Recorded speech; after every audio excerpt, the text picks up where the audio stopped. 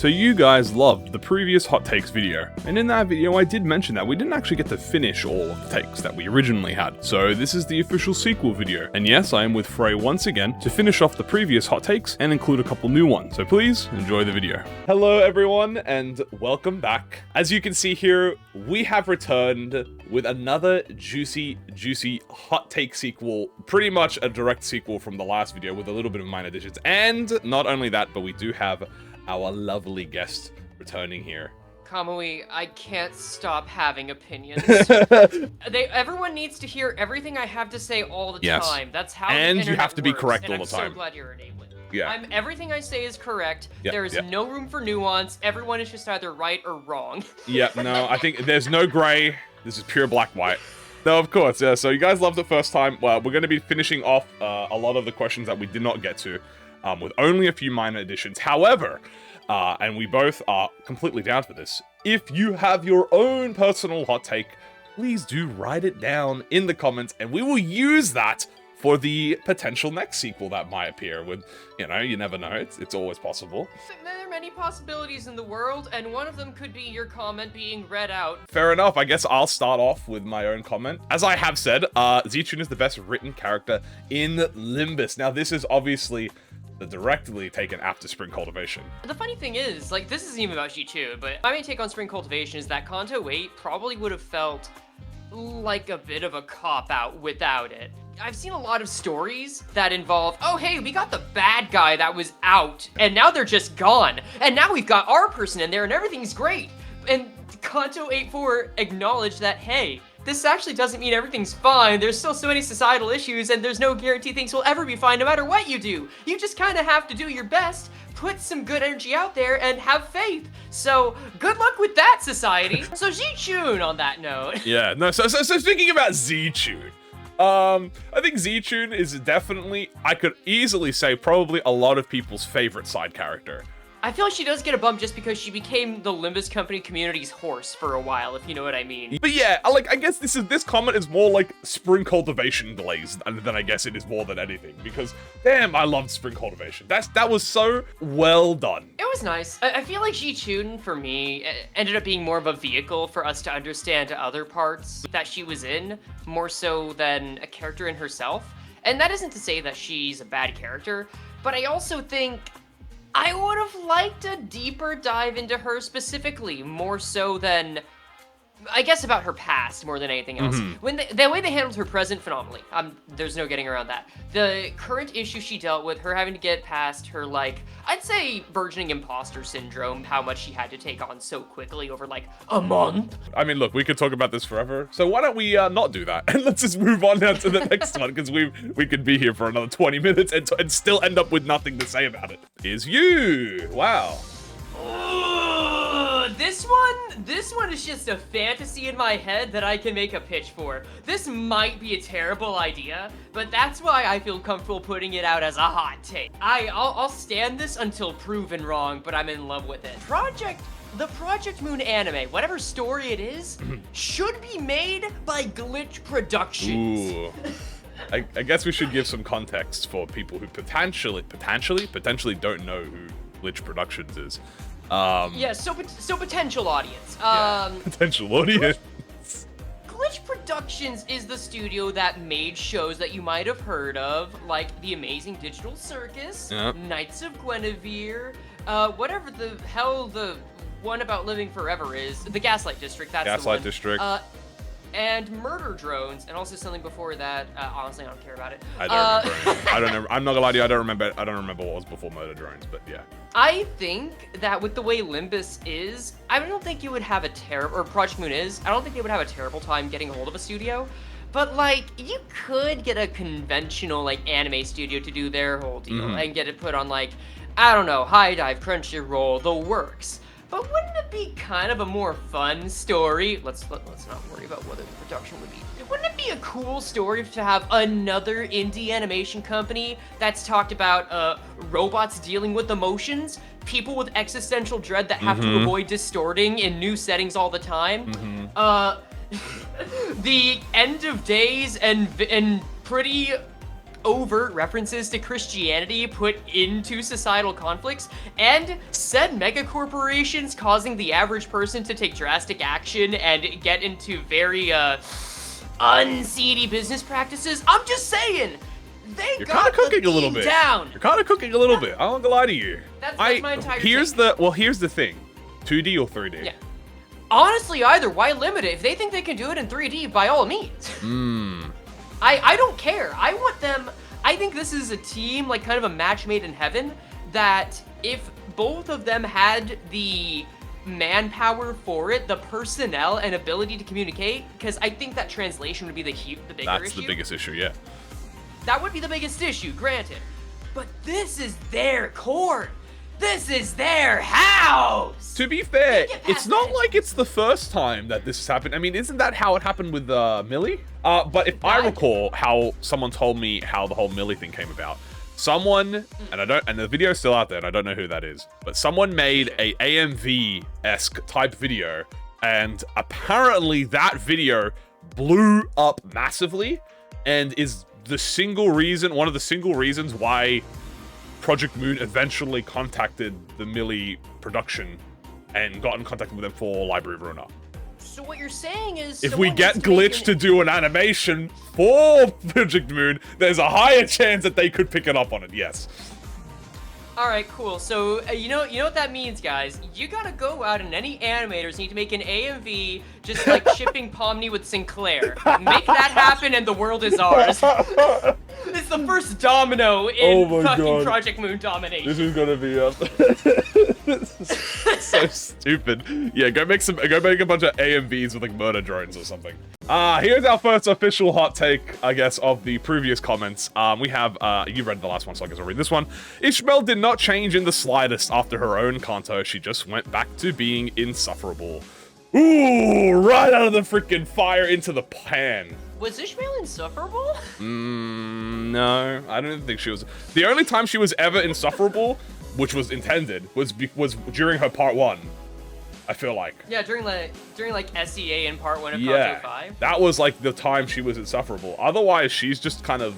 But I do agree that Ishmael didn't really seem to change a lot after Kanto 5. That one I'll give them. She's just kind of simmering, and I think Ryoshu in the LCE event was right to call her out on it. I do think the idea of her character having to be completely changed is like not really one that we should expect. I think it's more like after Kanto 5, she just chilled out because it feels like her story was over. And unlike a lot of the rest of the folks, like Yi-song is moving on to reconnect with his old friends. And, correct. I don't know, maybe get a love interest. Heathcliff is a mess, and I mean that in a good way.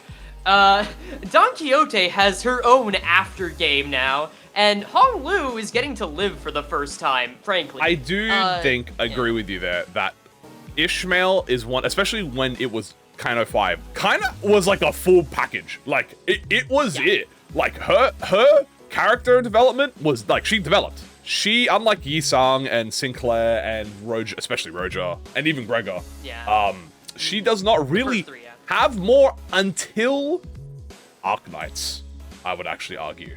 Arknights did her really well. I think so. Tell me more about that. I'm not quite catching on to it yet. Well, because I think it really put us in a situation as what if the new Ishmael was back in Kanto 5? I really only think the persons I only think like a few people's personalities have changed. Like, I only think really Yi-sang's personality has changed out of all the citizens. Because Heathcliff's always been that kind of guy. He has always been this nice, like, person who loves his, like, family and friends. It's just that he's just kind of hard-headed and was traumatized and depressed, right? So he's always been like that. But I think Yi-sang was probably the only sinner really who had a major personality shift, being depressed and not depressed anymore.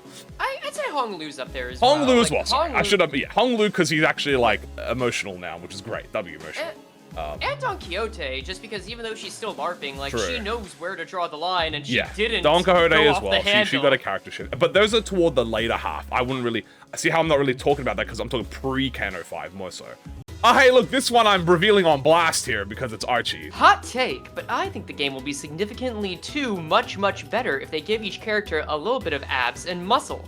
So is this like an Encanto situation where you think Kim Ji-hoon's a coward, or like? I think Archie just wants everyone to have big abs with like shirts off. I think some of the sinners canonically do. Yeah, I think like Ishmael, Merceau, Heathcliff, Otis. Like, at least those four. There's probably all the freaking what's the definition. word? All the like bricklayers, pretty much, like the laborers. Yeah, like I'm probably underestimating the muscle on some of the others. Like I'm pretty sure that Roach Dante's and jacked. probably got it too. Look at, he's gonna take his coat off, and he's gonna just bench press like someone. He's gonna bench press Herman in half. I think that'd be really funny. Maybe we'll get a Innovala where everyone gets like their shirts ripped off. Yeah, maybe that'll be the same one where we see the third Lust Picatulum and yeah, the it's third not safe Lust for work. Picatulum. That would be funny. Well, thank you, Archie. Limbus gameplay is most chill and relaxing experience I had in gaming. And I think ProjectMoon don't need to fix or add anything at all. This is one of those things where I would be like, I would like you to elaborate. Chill and relaxing. I definitely can see it being a chill and relaxing experience. I can see it. But then I am immediately brought back to like my first instinct when I read this is slay the ocean, slay the ocean, slay the ocean, slay the ocean. So, yeah, my ass was not chill and relaxed during that part. My ass was tweaking during that bit. So, I guess in terms of like it being a story, like a visual novel, yeah, it's pretty relaxing, I guess. I feel like I'm talking to a hot pocket. Too hot on the outside, too cold on the inside. Okay, you get it. No, that's exactly it. You know what? Maybe you're like me. You've got that number kind of autism or neurodivergence, and you like seeing the funny little formulas go wild and putting the pieces together when things get rough. When you're like in the MDEs, or when you're like fighting against the last knight, or mares, or Lei Hang, or maybe you got I'm a big fan of being on the back foot. But I would not call that chill and relaxing. Absolutely the hell not. If I'm doing extreme, I'm sweating at every goddamn clash I do. Yeah, no, exactly. And that's why I feel like maybe you're just one of the chillest people. Aardvark with hands in the pocket, standing on a building. Like Socrates would be like they're one with the world. jealous of you. This is like something that sounds wild on the surface, but when you think about it, it's more like thumbs up. I'm going back to my corner. I'm glad you're having a fine. great time. But please also continue to add things. I don't want. Please just keep adding stuff to this company. Thank you. Just keep adding things. De-leveling IDs is a dumb idea. I feel like this person needs to say more. Okay, so I guess for context, I am a big proponent of Limbus adding in the ability to de-level IDs. Same for upties, same for thread spins, by the way. This might put a big detour on where you want to cut in, but my hot take is that the Limbus modding communities kind of justified for what they would like to do in this regard. Hey, Kim Ji-hoon, if you're listening in right now, I'm not affiliated with this. Okay, this is not me. This is my take, not Kamui. This is not me. All right, don't strike me down, please, sir. I love Limbus Company. I love Limbus. To be clear, I'm not saying legally justified. If I could just set my sinners down to an earlier level and maybe help people who aren't doing as well in playing Limbus Company, if I didn't need to do something that the company hated. I kind of agree with this statement, but very specifically. I think being able to just, in standard Limbus Company content, let's assume there's no sandbox, let's assume that the mirror dungeon is exactly the same and there's no extra addition. De-leveling your ID does not really serve a purpose. Now, here is the purpose that people would say that there is. I want to be able to execute my sinners, to use Fell Bullets, or throw a Kaguya Corrosion, or I want Lantern Yisang dead. Right? Like, that's the two reasons, or I guess C Gregor passive as well. That's kind of just not worth it. Like, just mathematically. Losing one sinner to execute them is just mechanically wise, or I guess like strategically wise, just not worth it. Like, we're not there yet with it. Yeah, well, you know, it is, you are losing so much manpower from losing a sinner and really only getting a minor benefit that is supposed to be in a long-term fight, not a short-term, like, it's supposed to be a long-term thing, not a short-term thing. And I guess I'll talk about this like Lantern Yisang. His gimmick is to die, but his gimmick is also to be a tank and also to inflict rupture. Now, his dying is a bonus to doing his job well, not his main gimmick. He doesn't want to die. Okay, I took all the all right, I'm turn 7 into the boss fight. I'm fighting Lei Heng. Every single coin is on Yi-Sung. He, he prevented my entire team from getting hit by the Tiger Slash. And he inflicted 15-5 rupture on Lei Heng W, right? Congratulations, Yeah. You did his job, right? Perfect in between with de-leveling your IDs. If there are options in content to be like, de-level my IDs to the highest level of this encounter. Like, also, I should also mention, financially, this would be the dumbest thing that they ever do. I was gonna cut in and say that's kind of where this statement does have a point. So let me make a pitch to you, Kim Ji-Hoo. Ooh, all right. What if there were a super special seasonal, not even one time, but seasonal ticket that someone could buy on top of the regular Battle Pass for Limbus Company? Call it the Developer Pass, call it the Engineer Pass, call it the League of 9 Pass, whatever have you, big buddy old boy. And that could be 2, 3, maybe even 4 times. I'm just saying, you could make a good chunk of change from the kinds of people that would want this. And when they pay it for the entire season, they get access to a little sandbox that's connected to their account number that keeps track of whatever kinds of IDs, ego, levels, resources, whatever have you. And that is an extension, a DLC. You know, devs love that these days. You love some Let's DLC talk about here. how the audience feels.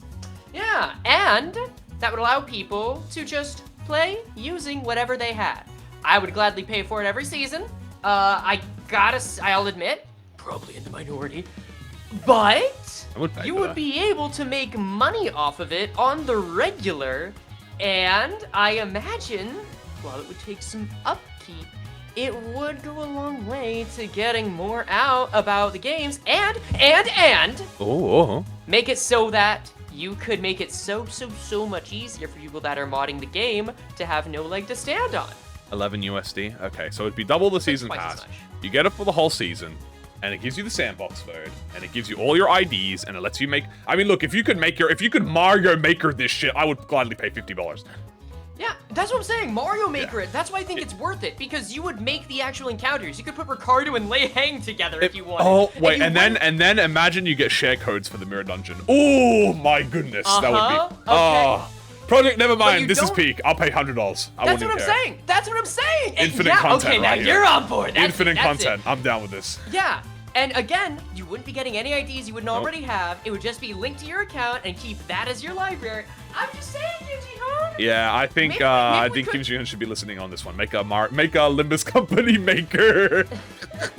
We should get smoke IDs since the fundamentals are already in the game. I agree. Sure. I'm a big fan of smoke. I like smoke in Library Runner. I think Limbus Company could and definitely will benefit from having new main keywords added to the game. The only hard part would be how they explain it in the lore. It'd be like a new Pecatulum or a new goddamn thing.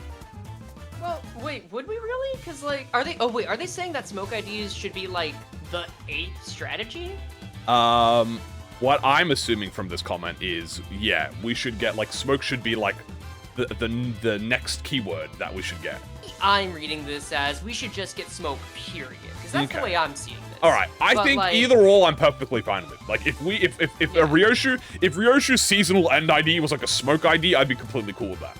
So the one problem with smoke IDs, and this is legitimately the only problem, they don't have passives, they don't have ego gifts, they don't have any of that that they could actually use. And that's kind of where the issue where I would agree with them being more of a new keyword addition, because then you can start making smoke ego gifts, smoke dungeon gifts, smoke passives, smoke all of that, right? Like you fully lean into it, because if you just get a smoke ID, well, that's cool, but you have no support for that ID. Like, there's no smoke support passives, there's no smoke passives that you'd have to, or like egos and... They should have showed more Heisho Pack variants in Kanto 8. I think this argument has legs. I don't know if I agree with it, but it does have legs. There was a chance that we could have seen, instead of like the evil dolls or like the cyber monks, more Heisho Packs in Kanto 8 Part 2. The problem with Part 2 is all the Heisho were acting as bodyguards to the event, not like interfering themselves. Wait, were they not allowed to interfere with the event? They were not. Oh. All the every well. high show was only supposed to monitor everything and make sure no one died. Ah, okay. You know what? That is a good point. That's kind of the problem with high show. It's showing more variants because they're kind of supposed to just be in the background, and it wasn't until Jihua. Sorry, not Yishua. Jihua was abusing his Haisho command, right? Like, he abused the packs to try and jump the sinners, right? So really, we saw 2 in Kanaway, and then 1 more in Spring Cultivation, which, yeah, fair enough. I feel like they could be cooking with it, and like, this is one of those where I'm not gonna be too big of a hard ass on you being specific with this, but I will still say it would be helpful if you would give examples of where they could fit them in, how you would justify those changes. It's hard to I describe it because of their role in the story. Yeah, which is like, they kind of wrote themselves into a corner, but since when does Project Moon give us every little detail of every little faction the first time they're introduced? Again, T-Corp is woefully underdeveloped despite getting the most amount of time, and we're gonna have to go back a second round with a lot of these places, is the main idea. You could also make the argument that the IDs that came out are kind of there to fill in the information that we didn't get to specifically see in story, although I know a lot of people would say that's lazy. I don't really think so. I think that allows them to be more variety with it. Writing is a synthesis. You have to make sure that in the fewest number of words you can say the most, and the packs and characters that you choose to do that are all a part of it. So I have a hard time truly faulting PM on that front without some major examples given on the side. Limbus peaked around Kano 3 and 4, and we haven't reached that level of quality since, with Kano weight having been closest but still inferior. Ooh! Is this bait? This might be rage bait. I'm not gonna lie to you. This might be rage bait. Look, you can love Kanto 4 all you want. A couple of friends I know love Kanto 4. I do. And they consider that the best one. I don't know if I want to lump Kanto 3 into that. Like, kinda well, it said around 3 and 4. So it's. I assume it means like in that area, I guess. But really, not reached since. You know what? I kind of have an idea of where they're going with this. If I can try like armchair. Try and armchair the potential rage bait. So, have you ever seen One Piece? Oh god, okay. I can explain. Alright, here, let me explain. I've read One Piece 7 times, and I've watched One Piece like 3 times. My man, I've watched all of Old World at least twice, a bit of it 3 times, and I, honestly, I'm not gonna I am the Project Moon community's #1 One Piece fan. Brilliant. Okay, cool. So, I feel like there is a certain comfort you have with the East Blue, and like, I'd say everything up through... let's just make it simple. Everything 4 kids touched. Yeah, all the arcs 4 kids touched. I could see. Yeah, there's like a nostalgia there. There's not just a nostalgia there, but there was like an interpersonal focus to where it was about how the hell are we gonna survive this? What are our individual stories? And there are also many people joining the crew. That means we get like a lot of individual stories in the meantime and showcasing the depth. Whereas a lot of that afterward is, well, there's actually this faction that's causing problems, or, there's a war that's gonna happen between these 2 pirates, or, look at this funny horror island, it's Halloween! Wow, Thriller Park! Woo! I like Thriller Park, but okay, yeah, we could tangent off that for a while. So I'm not gonna spike the bomb. I can understand if they're saying like this is where Limbus still feels like it's in its fun time, where it's not taking stuff too seriously or feeling like a big drawn out anime, where they're focusing on something more interpersonal. 5, 6, and 7 were more grandiose, and 8 still came back to Honglu wants to help his sister. Like that was sweet. I can understand this take, but I'm also putting an asterisk beside it by saying like, I think I know what you mean. It's much more satisfying and fun, also based, to fight a boss by reading its mechanics and passives than just ignoring them completely and brute forcing your way through. I can't believe the Limbus community is saved. Hallelujah. Yeah, wow. Hallelujah. Oh my god, you have saved. I'm like that goat that's just standing beside the man with the absurdly long arms eating out of your palm. You saved my life. You've saved my life. I feel like the Squid Games gif where like he's like cheering with the dude as his arm wrapped around him, and he's just like, yes. I have exactly 9 words to say about this, and I feel like you would have more. This should not be a hot take, but it is. Is that actually line? What's this? Should not be a hot take, but it is. That's actually 10. So you're canceled. Fuck me. Yeah. Sorry. God. Yeah, video's over. No, it's okay. No, hey, I can read, I can't count. That's the... Oh, true! I can read, but I can't count. No, I agree. I mean, yeah, this is not a hot take. Funnily enough, it's actually arguably encouraged holy smokes, you have so much more of an entertaining time when you actually read what you have to do and then do it. It's such a foreign mechanic that I can't believe we even have to discuss this. The entire hot take of this is the entire discourse around people saying, just read. Like, Yeah. that itself is a mess. Because I understand the people that get frustrated with people saying just read, because after a while, it's not helpful. If anything, it's kinda... In extreme cases, not a ton of cases, in extreme cases it can be gatekeepy, because you're using just read as a way to say get good, when those two are interchangeable. That's when it becomes a problem. But at the same time, like, you do need to be willing to read, and intuit. I've talked so long about the difference between reading and intuiting. If you want to really get a lot out of the game, and that's kind of what Project Moon's always been. That has been a barrier Correct. to This is not a Limbus only thing. Dude, try get through Lobotomy Corp without reading. Good fucking luck, especially if you don't know what you're doing. Maybe if you've already played the game before and you know what the abnormalities do, yeah, you can get by without reading. Even then, I still fuck up a mechanic and I go, shit, what did I do? I gotta go read the abno. Oh, oops, I fucking accidentally twisted my left ankle, 3 o'clock on a Friday evening. Fuck me, I guess, alright? It's a video game. We're allowed to have True. both sides on a fucking video game. Fun is priority. But if you skip the story for the gameplay, you're incorrect. Honestly, my hot take for Limbus is that negative coins are worse designed than unbreakable coins are for enemies specifically. Negative, okay, it is asterisks. I gotta say, it does bring up an interesting point. This is one of those things where it's great when I do it to you. I hate when you do it to me. This is like when you're fighting a boss and the boss heals. Bro, you're not allowed to do that. Only I'm allowed to heal.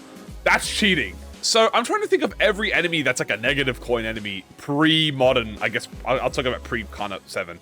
If I really had to put it down, the strongest negative coin enemies in the game are Mermaid per Quad Pound and those fucking monks that I hate. So are they worse designed? I mean, they fucking hurt. They do hurt. Is that a bad thing though? Is it a bad thing that they hurt? I feel like, okay, hear me out.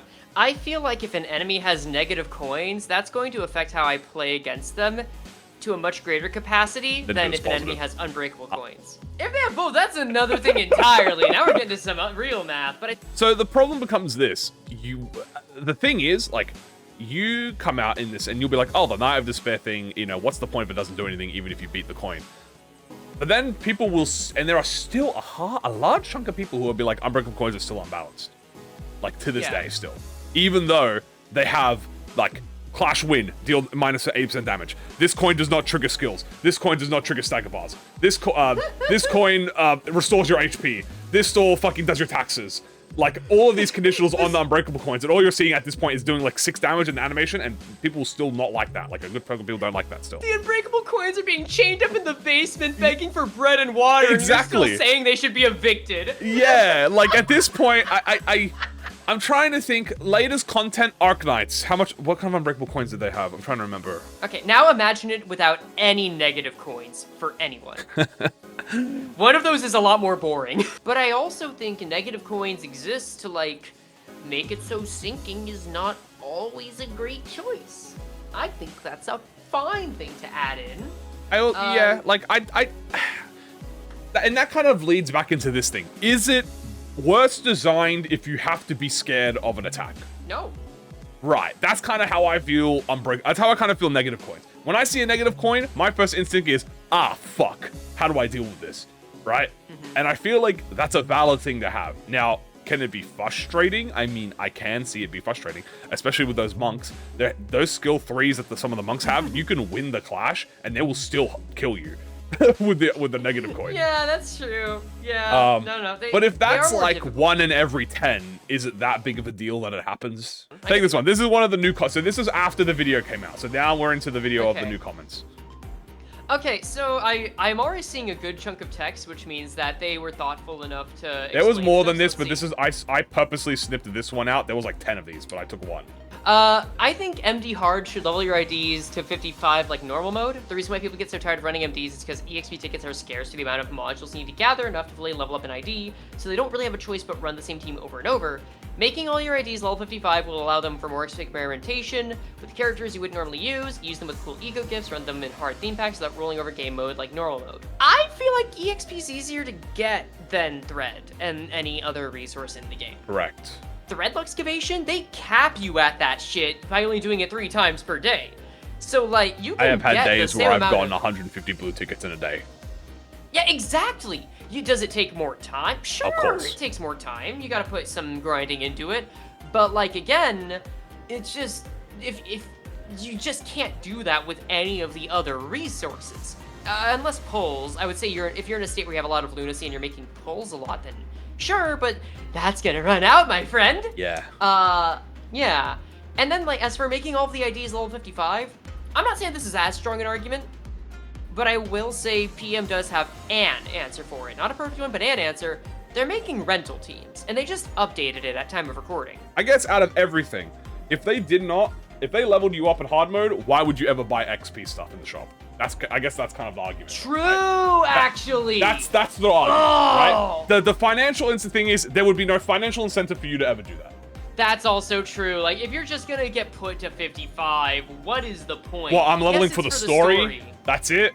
Like, you're only gonna get hard mode if you already beat the story, though. Exactly. So, like, what are we doing here? so maybe I could kind of see an argument. My potential hot take, the damage resistance system in Limbus has caused a lot of problems for designing IDs. It's part of the reason why evades are by far the basic defense type, and why clashable counters and guards have become necessary. Having every ID be fatal to the damage type on top of the sin weakness has always made guards and counters too situational, especially with evades in the mix. This is the first time I've ever seen someone actually talk about the damage system, the resistance system in Limbus. So this could be an interesting discussion. I think they're kind of cooking. I think you kind of have something on the mind here. No, I do. This is taking back to my Library of Ruina days, where I remember damage resistances were at the start, where there was one there were 2 you were normal to, 1 you were weak to, and then over time it would be like, oh yeah, you're strong against one of them, but you're weak against another, and then eventually would get far enough to where normal, ineffective, normal. Like, yeah, ineffective, resistant, normal. Yeah. Like, normal would be the new weak in comparison. Kind of the same in LobCorp too. Okay, but hear me out. That's just Lantern Yi Song's upgrade. Ooh, yeah, that's his uptype 5. He gets weak to everything. The uptype 5 is that he resists everything, and he has 1 HP, and he also spawns with poison. Yeah, and he dies instantly, turn end. He just explodes on combat start. I think that there is a pretty good take in here. I think no one's really touched on this. I think this is an original take. I would dare say this is the best take we've seen so far. This is definitely one of the most thought-provoking things I can think of, because I don't actually have an answer for you. That's kind of the thing. Like, I don't have an answer to this question. I'd have to sit there. I guess we could talk about the evade, counter, power counter, and block dilemma. In my experiences of playing Limbus Company, when I was a new player, and I want to say, like, when I was new and I didn't understand everything, or I was learning, I always thought, damn, evades are so good. Man, why would I ever block or counter? And then as I got through the game and I experienced, I'm like, damn, blocking is so good, dude. Why would I ever evade? And then I got to the point where I'm like, okay, there is a good reason to have it. I'm like, okay, you evade this, I can have you tank this damage, and I can have you power counter this to activate a skill. But then there kind of leaves the problem of, what does normal countering do? What does normal countering achieve out of everything? Because I do think they bring up a good point about clashable counters and normal counters. So I think there's an argument to be made here that not every defensive skill has to be good. True. I think when you are in a fight, like, let's say the last night. Yeah. There is something to be considered where you have IDs that have bad defensive skills. Don't bring your counters to the last night, bro. She got me frozen. Yeah, exactly. But, like, I do agree that there are 2 arguments to be made about counters. Or not counters, but about defensive skills. One is that it should be treated like all the other skills, and that the ID should be considered good based on how good or bad that the defensive skill is. Or it could be used as a way to say, well, if this ID has really lackluster basic skills, or this ID has really good base skills that may be good for attacks or not as good for attacks, or good on defense, or whatever have you. Good hot take. I think there's a big discussion that... Yeah, this is probably... You can make a video off of all dead ass, we could actually make a video. Like, I think if you got, like, 6, like, avid Limbus experts and put them in a room in, like, some, like, Socrates level discussion, you could get a discussion out of this. Get ProjectMoon Jubilee on this. Yeah, sitting around the fucking the round table discussing this. My only hot take is that I wish we could set up automatic conversion of Enkephalin modules. It would be nice to not miss them because one day or two offline. I don't think it's gonna happen. You should just say, do you guys not have phones? This is one of those things where, you know what? Reasonable take. Absolutely reasonable. No. Won't happen. Also, if we had the auto conversion, you wouldn't get the mobile Sinner notifications of them screaming at you, which would be really funny. Well, But no, that's... Yeah, this is reasonable. It probably won't happen. My highest recommendation is just download Limbus on your phone for the pure purpose of downloading what you're getting your modules, and that's it. True. No, that's probably my best recommendation. True. Not a hot take. Well, okay. Well, and related we had our last hot take. Well, guys, great hot take. Not a hot take, and related to seeing the animation thing, because we discussed about. I'd love if Limbus shows a real-time combat replay of battles if a player chooses so. Would be cool after a fight to watch them duke it out without the pauses in between, kind of like how Yomi Hustle does it after the battle ends. The reason I grabbed this one, because I actually did really like this idea, I just wanted to discuss that. Oh, that's fun. No, that sounds like a really fun idea, especially for like an unfocused encounter where like you replay it and you're just kind of watching everyone fucking duke it out. Maybe they should put that in the dev pack and let yeah, people, put that in the $50, $100 dev pack in the sandbox. That's another $10 on top for that one if you want the replay function. It'd be nice. I just don't have a lot to say about it. The outrage cycle is not feeding me here. I'm sorry, but I'm glad we're ending on something peaceful though. You know, I'll be optimistic. We ended it on arguably the best hot take, and then a very calm, just yeah, I agree. And you know what? Yeah, that's it. Do you feel happier? There's no more. That's it. We're all done. Do you feel happier for it, Kamui, now that we've gone through this? Yeah, sure. We'll go with that. Yeah, I feel pretty right.